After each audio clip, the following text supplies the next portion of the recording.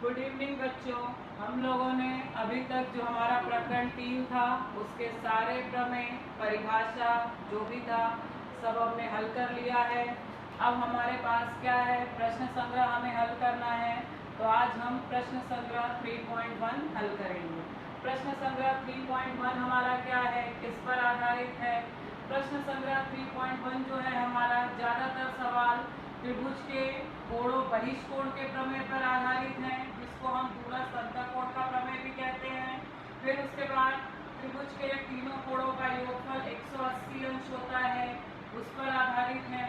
तो इसलिए हम लोग यही सब प्रमेय का उपयोग करके हम लोग क्या करेंगे, अपना सवाल हल करेंगे। तो हम लोग आज चलते हैं अपने 3.1 के कुछ 3-4 सवाल देखते हैं हमको उसे कैसे हल करना है। तो चलिए हम देखते हैं हमारा प्रश्न संग्रह 3.1। हमारा प्रश्न संग्रह 3.1 जो है उसका पहला सवाल है, आकृति में त्रिभुज ABC में कोण ACD बहिष्कोण है।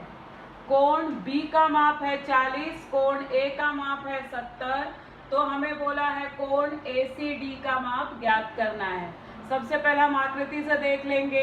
यह है हमारी आकृति, एक त्रिभुज है ABC और ACD क्या है, उसका बहिष्कोण है। अब हमें कोण इन दोनों का A और B का माप दिया है, बहिष्कोण का माप ज्ञात करना है। हमने प्रमेय पढ़ा कि बहिष्कोण का माप क्या होता है, अपने दूरस्थ अंतःकोणों के योगफल के बराबर होता है। इसलिए कोण ACD किसके बराबर होगा, कोण A धन कोण B।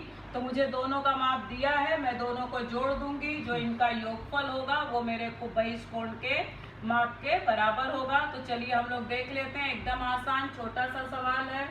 त्रिभुज ABC में कोण ACD बहिष्कोण है, इसलिए बहिष्कोण के प्रमेय से कोण ACD बराबर कोण A धन कोण B। इसलिए कोण ACD बराबर A का माप है 70 धन B का माप है 40। तो कोण ACD बराबर 70 धन 40 110 अंश। तो मुझे बहिष्कोण का माप मिल गया। अब हम लोग अपना दूसरा सवाल देखते हैं। सवाल दूसरा क्या है, एक त्रिभुज है PQR जिसमें कोण P का माप है 70 अंश, कोण Q का माप है 65 अंश। हमें कोण R का माप ज्ञात करना है। एकदम आसान, त्रिभुज के तीनों कोणों का योगफल 180 अंश। हम इन दोनों को जोड़ के 180 में से घटा देंगे। तो चलिए हम देखते हैं कैसे हल करेंगे। हमने लिखा है त्रिभुज PQR में त्रिभुज के तीनों कोणों के मापों का योगफल बराबर 180 अंश। इसलिए कोण P धन कोण Q धन कोण R बराबर 180। कोण P का माप है 70, कोण Q का माप दिया है 65, कोण R नहीं पता तो मैंने कोण R को ऐसे ही रखा, बराबर 180। 70 धन 65 कितना हो जाएगा, 135 धन कोण R बराबर 180। इसलिए कोण R को यहीं रहने दिया, 135 का पक्षांतर करूंगी तो यहाँ धन में था इधर ऋण में हो जाएगा। कोण R बराबर 180 ऋण 135, इसलिए कोण R बराबर 45 अंश। मुझे जो चाहिए था वो मिल गया। अब हमारा तीसरा सवाल है, किसी त्रिभुज के कोणों के माप x अंश, x ऋण 20 अंश और x ऋण 40 अंश है। मतलब हमको माप डायरेक्ट नहीं दिया है, x के रूप में दिया है। x ऋण 20 और x ऋण 40 हो तो त्रिभुज के कोणों के माप ज्ञात करो। देखो हमने कैसे इसे हल किया है। त्रिभुज के कोणों के माप क्रमशः क्या है, x अंश, x ऋण 20 अंश और x ऋण 40 अंश। अब हमें पता है त्रिभुज के तीनों कोणों का योगफल क्या होता है, 180 अंश। तो मैंने तीन कोण क्या दिए हैं, x धन x ऋण 20 धन x ऋण 40। ये 1 2 3 ये तीनों कोण हो गए, इनके बीच में धन का चिन्ह लगा दिया। तो तीनों कोणों का योगफल हो गया बराबर 180। अब मैं सबसे पहला काम करूंगी, कोष्टक खोलूंगी, x ऐसे ही रहेगा धन, ये x ऋण 20 ऐसे आ जाएगा, फिर से धन x ऋण 40 बराबर 180।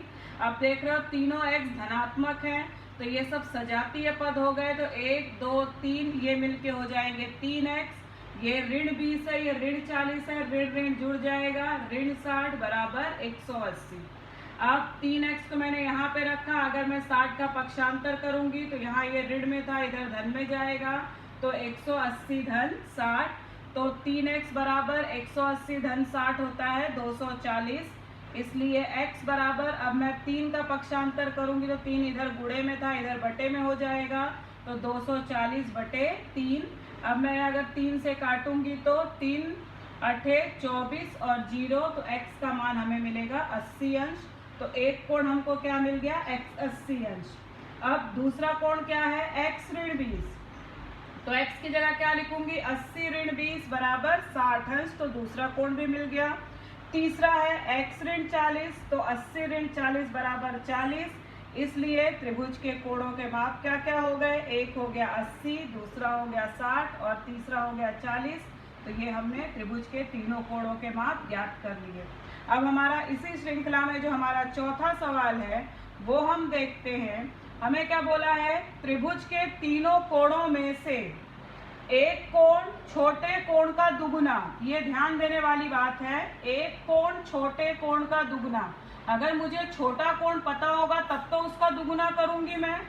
आगे बोला है तथा दूसरा कोण छोटे कोण का 3 गुना, मतलब सबसे पहले मुझे छोटा कोण पता करना है तो वो 1 हो जाएगा, दूसरा क्या हो जाएगा, उसका दुगुना हो जाएगा, और तीसरा क्या होगा, उसका 3 गुना हो जाएगा। तो कोणों के माप ज्ञात करो। तो हम क्या करेंगे, मानेंगे सबसे छोटा कोण x है तो 1x मिल गया, दूसरा उसका दुगुना होगा मतलब 2x होगा, और तीसरा तिगुना बोला है तो 3x हो जाएगा, जिससे मुझे कोणों के माप क्या मिलेंगे, x 2x और 3x। तो चलिए हम देखते हैं। हमने लिखा है मानो त्रिभुज के छोटे कोण का माप बराबर x अंश, इसलिए दूसरे कोण का माप बराबर 2x अंश, इसलिए तीसरे कोण का माप बराबर 3x अंश। हमें पता है त्रिभुज के तीनों कोणों के मापों का योगफल बराबर 180 अंश। अब कोण क्या क्या है, x धन 2x धन 3x बराबर 180, सब x के रूप में सब एक साथ जुड़ जाएंगे, 1 और 2 3, 3 और 3 6, तो ये हो जाएगा 6x बराबर 180। अब मैं 6 का पक्षांतर कर दूंगी, यहाँ गुणे में है तो बटे में आ जाएगा, इसलिए x बराबर 180 बटे 6 से काटूंगी तो हमको क्या मिलेगा, 6 त्रिक 18 और 0 तो 30, x का मान हमें मिल गया 30 अंश। तो सबसे छोटा कोण क्या हो गया, 30 अंश। तो दूसरा कोण क्या होगा, 2x, तो 2 गुणे 30 बराबर 60 अंश। तीसरा कोण क्या होगा, 3x बराबर 3 गुणे 30 बराबर 90 अंश। इसलिए त्रिभुज के कोणों के माप क्या होगा, 30 अंश, 60 अंश और 90 अंश है। तो यहाँ पर बच्चों हमने 3.1 के 4 सवाल हल किए। अब हम लोग इसके आगे के वीडियो में इसके आगे का सवाल हल करेंगे। धन्यवाद।